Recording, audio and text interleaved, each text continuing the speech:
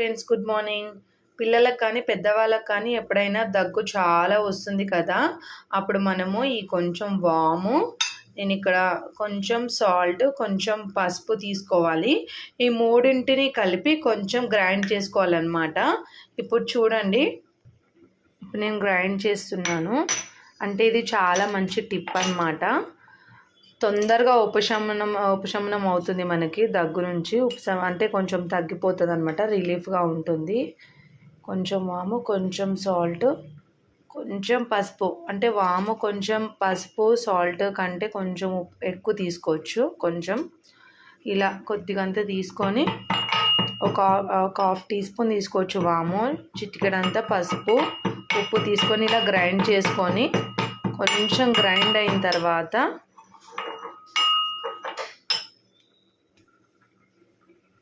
చూడండి, ఇలా గ్రైండ్ అయిన తర్వాత ఇలా అవుతుంది.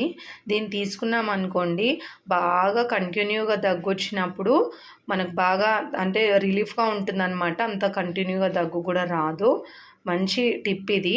ఎప్పుడైనా మీకు ఉపయోగపడితే యూజ్ చేయండి.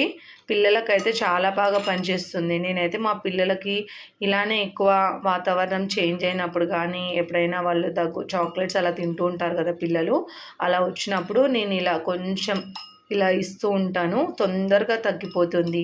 Thank you friends. మీకు ఈ టిప్ నచ్చితే ఫాలో అవ్వండి. బాయ్.